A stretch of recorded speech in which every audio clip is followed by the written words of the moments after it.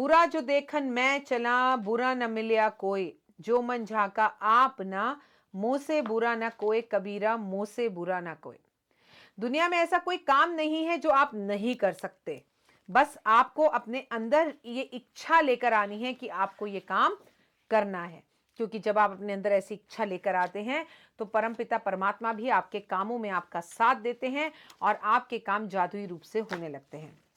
अगर आपको याद हो कि हमने मार्च 1 को महाशिवरात्रि के कुछ उपाय आपके साथ शेयर किए थे, ठीक है। करीबन 2022 के 22 उपाय थे और आप लोगों ने बड़ी शिद्दत से उन उपायों को किया और आपकी जिंदगी में उनके रिजल्ट्स भी आ रहे हैं। और आपको ये बताना है, आप में से बहुत से लोगों ने उस टाइम कहा हमारे घर सूतक था, पातक था, बच्चा पैदा हो गया था, मृत्यु हो गई थी, हम पीरियड्स में थे, हम मंदिर नहीं जा पाए। तो मैं आपको पहले भी कई वीडियोस में बता चुकी हूँ और अब भी बता रही हूँ कि जो भी उपाय मैंने महाशिवरात्रि को आपको करने के लिए बताए, अगर आप उससे महाशिवरात्रि पर नहीं भी कर पाए तो रेगुलर लगातार आप उसे हर महीने के प्रदोष में कर सकते हैं। जी हाँ, तो उन उपायों को जरूर करते रहिए।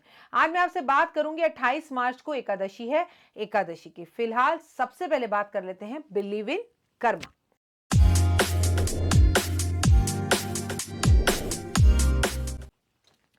तो आपका स्वागत, अभिनंदन तो मैंने कर ही दिया। आप है मेरा छोटा सा नन्हा सा प्यारा सा परिवार जो 10 लाख का होने जा रहा है। जल्दी से एम लग जाए, मिलियन में मेरा परिवार हो जाए तो मैं आपको पूरे घर का अपने चक्कर कटाऊं और पूरे घर का एक एक कोना दिखाऊं, मैं क्या करती हूँ, कहाँ रहती हूँ, कैसे रहती हूँ, सब कुछ बताऊंगी। लेकिन आपको उसके लिए मेरी मदद करनी होगी। आप में से बहुत सारे लोग मेरे चैनल को रोज देख रहे हैं, मेरे पास उनके नाम की सूची है, लेकिन वो लोग मेरे चैनल को सब्सक्राइब नहीं कर रहे। तो यहाँ जहाँ मेरी उंगली दिख रही है ना, सब्सक्राइब का बटन जरूर दबाएं, जरूर दबाएं। लाल बटन है, सब्सक्राइब लिखा है, उसे पुश कीजिए। उसके पास घंटी है, उसे दबाइए ताकि मेरी आने वाली आगे वीडियो सबसे पहले आपको मिल जाए और आपका जीवन धन्य हो जाए।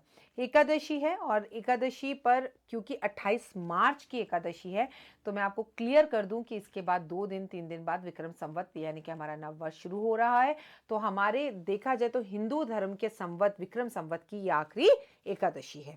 इस आखिरी एकादशी पर हमें भगवान का सबसे पहले धन्यवाद करना है।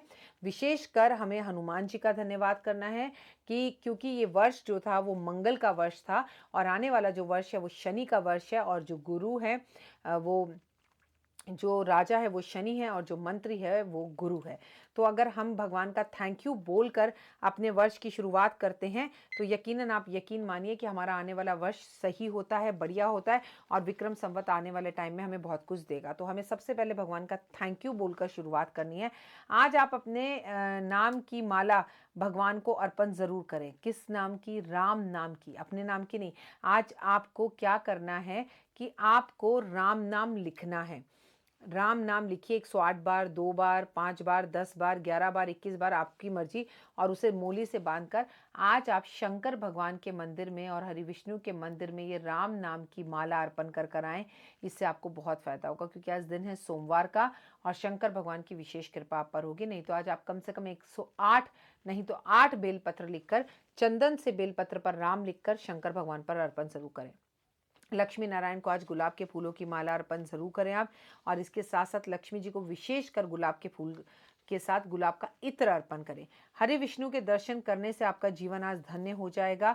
तो आप हरि विष्णु के मंदिर जरूर जाएं, भगवान के दर्शन करें, श्री यंत्र के दर्शन करें। आज सुबह जल्दी उठें, ब्रह्म मुहूर्त में उठें और उठकर संकल्प करें कि आज मैं एकादशी का व्रत रखूंगा या रखूंगी, और नहीं रख सकते तो कम से कम मैं मंदिर जरूर जाऊंगा या जाऊंगी। आज ओम नमो भगवते वासुदेवा का जाप करना बेहद ज़्यादा ज़रूरी है। इस जाप का आपको आज के दिन विशेष लाभ और फायदा मिलेगा। जीवन चलता रहे और धन का लाभ आपको यूं ही होता रहे तो आज आप 8 रोटी तंदूर से बनवा कर और उसके ऊपर गुड़ रखकर गाय को जरूर खिला दें। ये एकादशी का विशेषकर लाभ है। इसको करने से आपको बहुत लाभ मिलेगा और चमत्कारी रूप से आपके रिजल्ट्स आपको होते हुए दिखाई देंगे। आज आपको अन्न का दान जरूर करना चाहिए। आज आपको गुरुद्वारे में, मंदिर में, मस्जिद में, दरगाह में, चर्च में, जहां भी किसी जरूरतमंद को जरूरत हो वहां पर अन्न का दान करें। चाहे 2 किलो आटा दें, 1 किलो नमक दें, चीनी दें। भगवान विष्णु को आज तुलसी अर्पण ज़रूर करें, क्योंकि देखिए अभी तक सर्दी में तुलसियाँ जो थी वो सूख रही थी। मार्च अप्रैल में तुलसी खिल कर आएगी। तो छोटे-छोटे तुलसी के पौधे आए हुए हैं। ये मंदिर में जाकर तुलसी लगवाएँ, हरि विष्णु जी के मंदिर में जो है ब तुलसी लगाएँ। ये संभव ना हो सके तो कम से कम तुलसी के 2 पत्ते तोड़कर विष्णु भगवान के मंदिर में अर्पण कर दें। इससे आप पे विष्णु भगवान की विशेष कृपा होगी। आज आपको विष्णु जी को पीली मिठाई का भोग लगाना है। वो बेसन के लड्डू भी हो सकते हैं, वो मूँग दाल की हलवा भी हो सकता है, मूँग दाल की बर्फी भी हो सकती है। आज आप पूरी रात लक्ष्मी जी को एक छोटे से श्रीयंत्र को लेकर एक छोटे से गिलास में उसमें रखकर समुद्र के पानी में भिगो कर रखें और सुबह श्रीयंत्र को निकाल कर अलग कर दें। एकादशी की रात को जो निकला हुआ समुद्र जल होगा और वो भी लक्ष्मी जी के पास से निकला हुआ श्रीयंत्र हो या लक्ष्मी जी की छोटी सी मूर्ति हो। अब वो मूर्ति जो है स्टील की होनी चाहिए या पीतल की होनी चाहिए, अष्ट धातु की, तांबे की या चांदी की होनी चाहिए। उसे पूरी रात अगर आप जल में जल प्रवाह करते हैं, और वो जल कहाँ का होना चाहिए? समुद्र का। समुद्र का क्यों होना चाहिए? क्योंकि लक्ष्मी जी का जो ससुराल है वो समुद्र है। तो आप उन्हें ऐसा एहसास कराएंगे जैसे आप उनको उनके मायके से मिलवा कर लेकर आए हैं। इससे वहाँ के एटमॉस्फेयर में जब वो पूरी रात उस पानी में रहेंगी तो वो पानी एक मैजिक वाटर और चमत्कारी वाटर के रूप में आपकी लाइफ में आएगा। सुबह लक्ष्मी जी की मूर्ति को बाहर निकाल कर उस पानी को पानी में डालकर अगले दिन एकादशी के आप उसे नहा लीजिए, आप उसे स्नान कर लीजिए, आप उसे अपने व्यापार क्षेत्र में, काम क्षेत्र पर, अपने घर में, बच्चों के बिस्तर पर, हर जगह पर उसका छिड़काव करिए। इससे आपको बहुत फायदा होगा। आज के दिन अगर आप शंकर भगवान का रुद्राभिषेक करते हैं तो ओए होए, इसके अपने आप में कई मायने हो जाते हैं। घर में आज के दिन एकादशी वाले दिन शंख ज़रूर बजाएं, क्योंकि मैं आपको बता दूं बहुत खूबसूरत समय चल रहा है। अगले 2-3 दिन के अंदर आपको पता है कि हमारा विक्रम संवत बदल जाएगा, हमारा हिंदुओं का नववर्ष शुरू हो जाएगा।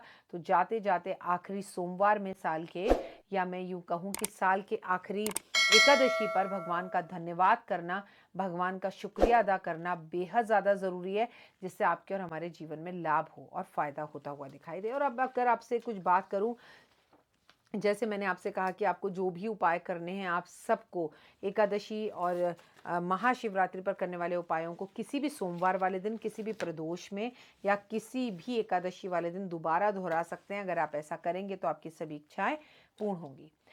अभी क्या हुआ ज़िंदगी में, लाइफ के अंदर मैं और मेरी एक फ्रेंड रूपा और हमारे कुछ और कुलीग्स, हम जो है एक एस्ट्रोलॉजी का एक इवेंट करने जा रहे हैं, और जिसके अंदर हम होली पर करेंगे, और हम उसके लिए मिलने के लिए एक रेस्टोरेंट में इकट्ठे हुए। 2022 में कोविड की वजह से हम एक दूसरे से मिल नहीं पाए थे, सब अपने अपने घरों में कैद हो गए थे। तो हमने एक प्रोग्राम बनाया और हम सब एक रेस्टोरेंट में पहुंच गए। हम सब अपने अपने प्रोग्राम की बात कर रहे थे, हमें कैसा प्रोग्राम बनाना चाहिए, हमें क्या करना चाहिए, ये सारी की सारी बातें हो ही रही थी। तभी हमारे पीछे किट्टी हो रही थी, जिसके अंदर करीबन 20 महिलाएं तो होंगी, और वो बहुत खुश थीं, वो बहुत इंजॉय कर रही थी और आनंद की अनुभूति ले रही थी, और बहुत खुशी के साथ मेरा नंबर आया, तंबोला खेल रही थी, और उन्हें देखकर लग रहा था जैसे ज़िंदगी फिर से जो है पटरी पर वापस आ गई। दे आर सो हैप्पी, और उन्हें रेस्टोरेंट में उनके इंजॉयमेंट में कोई भी नहीं रोक रहा था, क्योंकि उन्हें देखकर एक्चुअली सब और भी एनर्जेटिक हो रहे थे कि चलो खुश हैं, चलो कोविड गया, चलो ज़िंदगी नॉर्मल हुई, चलो साथ साथ बैठे हैं, चलो मास्क नहीं है चेहरे पर, चलो साथ में खाना खा रहे हैं, चलो इंसानियत वापस आ गई, चलो हमारे फिर से वो दिन लौट कर आ गए। तो मैं भी और रूपा भी आपस में बातें कर रहे थे कि वाह हम भी करते हैं, कितना मज़ा आता है। तो रूपा बोली हम तो इतना शोर नहीं करते किट्टी में। मैंने कहा लेकिन हम कम भी तो हैं, ये लोग ज़्यादा हैं इसलिए शोर कर रहे हैं। तो हम ऐसी मस्ती में बात कर रहे थे। अच्छा खासा माहौल, उस पर शनि की दृष्टि पड़ गई। ना जाने क्या हुआ, 5 मिनट और 10 मिनट के अंदर वो लोग एक दूसरे के साथ इस तरह से लड़ने लगे कि मैं आपको शब्दों में नहीं बता सकती। पूरे रेस्टोरेंट का माहौल बिगड़ गया। लोग अब उन्हें लड़ता हुआ देख रहे थे, खड़ा हो होकर, उंगली दिखा दिखा कर, बोल बोल कर, मैं इसे माफ़ नहीं करूंगी, मैंने इसको नहीं कहा, इसकी हिम्मत कैसे हुई। तो दूसरी औरत उठकर बाहर जाने लग गई, चली गई, किट्टी छोड़कर चली गई। 4 औरतें उसके पीछे गई, उसे भगा कर लेकर आई। रेस्टोरेंट का माहौल पूरी तरह से खराब हो गया। औरतें अपना आपा खो चुकी थी, माहौल खराब कर चुकी थी, और उन्हें समझ ही नहीं आ रहा था कि वो क्या बोल रही हैं। आसपास बैठे हुए लोग जो अब तक उन्हें देखकर खुश हो रहे थे, अब एक्चुअली थोड़े टेंस थे। अब रेस्टोरेंट वाले भी उनके पास जाकर उन्हें बोल रहे थे कि प्लीज़ आप रोइए मत, आप चीखिए मत, आप शोर कम कीजिए, और भी लोग बैठे हैं। तो एक रेस्टोरेंट के वेटर ने उनसे कहा कि आप प्लीज़ वहाँ पर बाहर बालकनी है, वहाँ जाकर लड़ लीजिए और वहाँ पर बात करके आ जाइए, प्लीज़ माहौल ख़राब हो रहा है। और अंत में यही हुआ। करीबन 7 से 8 महिलाएं वहीं बैठी रहीं और बाकी सारी महिलाएं बालकनी में जाकर खूब लड़ी, खूब लड़ी, खूब लड़ी, खूब लड़ी। बीच में ऐसे भी लोग थे जो उन्हें मनाने की कोशिश कर रहे थे, पर वो नहीं मान रही थी। अंत में उन लोगों के बीच में कुछ समझौता हुआ, वो राम जाने क्या हुआ, और वो वापस अपनी टेबल पर आए। लेकिन अब भी टेबल पर वापस आने के बाद माहौल पहले जैसा नहीं था। अभी झगड़े जैसा माहौल, मुंह बने हुए, टेढ़े मेढ़े, चुप, और वो हंसी मजाक टटोले नहीं थे। अब मैंने आपको ये छोटी सी कहानी अपने इस YouTube पर क्यों बताई? कोविड गया, बहुत लोगों को भी ले गया, बहुत सी चीज़ें सिखा भी गया, कईयों को बर्बाद कर गया तो कईयों को आबाद कर गया। लेकिन हम इंसान जैसे थे वैसे के वैसे ही हैं। मैं आज आपसे फिर भी कहूँगी, आज समाज में 4 लोगों के बीच में चीखने चिल्लाने में और अपनी स्पेशलिटी आपको दिखाने में जितना मज़ा आ रहा है ना, ओए होए! याद रखिएगा, जो आपने दिया उस महिला की गलती ज़रूर होगी जिसकी एक महिला की दूसरी महिला से लड़ाई हुई। लेकिन अगर दूसरी महिला समझदार होती और उसे गले लगाकर जादू की झप्पी दे देती, जबकि वीकेंड जो है, वीक पूरा जो है वो वैलेंटाइन वीक चल रहा था, जो कि प्रॉमिस डे, हग डे, किस डे, प्रॉमिस डे और टेडी डे, ये सब चल रहा था। उसमें भी अगर आप इस तरह से दोस्तों में लड़ते हो और दोस्तों को माफ़ करने की क्षमता आप नहीं रखते और 4 लोगों में अपनी आप को ऊंचा और दूसरे को नीचा दिखाते हैं, तो यकीनन मैं आपको लिख कर दे रही हूँ कि आपका भला कोई नहीं कर सकता। और जो अपमान आपने दोनों ने एक दूसरे का किया, और आप दोनों की वजह से जो 4 लोगों की और किट्टी खराब हुई, जो 4 बाहर बैठे थे आए हुए थे उनका भी माहौल खराब हुआ, इन सब का जो दिल दुखा, ये कर्मास इन 2 औरतों को भरने ही पड़ेंगे, जो अपनी ईगो में आकर, अपने स्वाभिमान में, ओवर कॉन्फिडेंस में आकर लड़ रही थी। उन्हें पता ही नहीं है कि वो कितना पाप कमाकर चली गई। अगर आप कभी ऐसी सिचुएशन में फंसें जहाँ पर आपको अपनी इंसल्ट भी लगे, तो मैं आपको हमेशा एक ही बात कहूँगी, चुपचाप सब्र कर आप अपने मुंह पर उंगली रखकर लौट कर वापस आ जाना। लेकिन किसी को लेक्चर देने की या सुधारने की कोशिश कतई मत करना, क्योंकि सामने वाला तो सुधरेगा नहीं, लेकिन रिश्ता निश्चित ही रूप से खराब हो जाएगा और लाइफ में प्रॉब्लम्स आनी शुरू हो जाएंगी। तो ये काम बिल्कुल मत करिए। समाज में आपका मान गिरता है, 4 लोग आपके सामने जो आपकी पकड़ कह रहे हैं, नहीं भाभी आप बिल्कुल सही हो, आप भाभी आप बिल्कुल सही हो, और आप ही के पीछे से वो कहते हैं नहीं हमें पता है वो गलत है, क्या कर सकते हैं, उसके मुंह कौन लगे, नंगे के मुंह कौन लगे।